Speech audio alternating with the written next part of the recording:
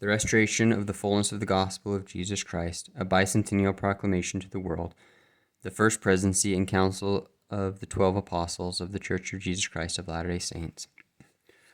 We solemnly proclaim that God loves his children.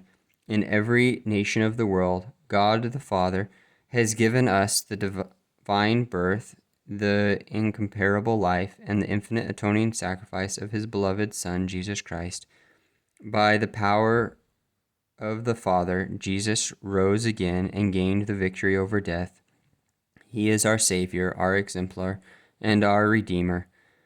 200 years ago, on a beautiful spring morning in 1820, young Joseph Smith, seeking to know which church to join, went into the woods to pray near his home in upstate New York, USA.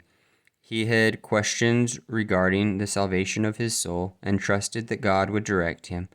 In humility, we declare that in answer to his prayer, God the Father and his Son, Jesus Christ, appeared to Joseph to inaugurate the restitution of all things, as foretold in the Bible.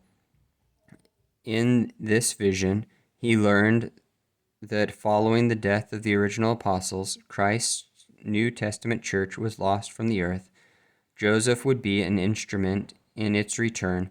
We affirm that under the direction of the Father and the Son, heavenly messengers came to instruct Joseph and reestablish the Church of Jesus Christ.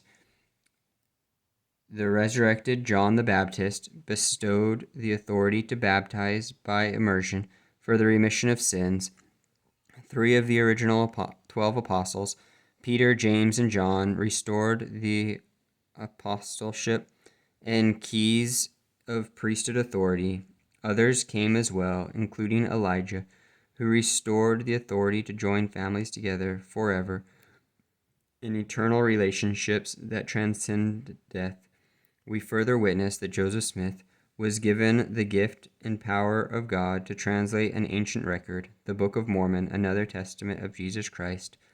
Pages of this sacred text include an account of the personal ministry of Jesus Christ among people in the Western Hemisphere soon after his resurrection.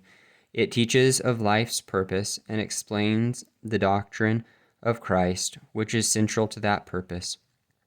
As a companion scripture to the Bible, the Book of Mormon testifies that all human beings are sons and daughters of a loving Father in heaven, that he has a divine plan for our lives, and that his Son, Jesus Christ, speaks today as well as in days of old.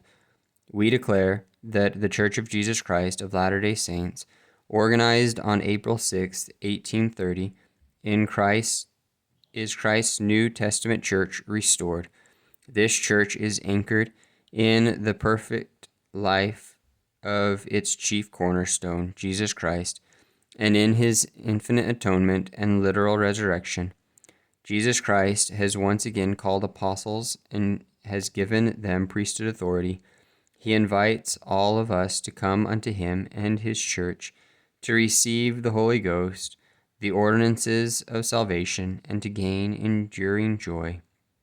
200 years have now elapsed since this restoration was initiated by God the Father and his beloved Son, Jesus Christ. Millions throughout the world have embraced a knowledge of these prophesied events. We gladly declare that the promised restoration goes forward through continuing revelation. The church will never again be the earth will never again be the same, as God will gather together in one all things in Christ. With reverence and gratitude, we as his apostles invite all to know, as we do, that the heavens are open. We affirm that God is making known his will for his beloved sons and daughters. We testify that those who prayerfully study the message of the restoration and act in faith will be blessed to gain their own witness of its divinity and of its purpose to prepare the world for the promised second coming of our Lord and Savior Jesus Christ. This proclamation was read by President Russell M. Nelson as part of his message at the 190th Annual General Conference, April 5th, 2020, in Salt Lake City, Utah.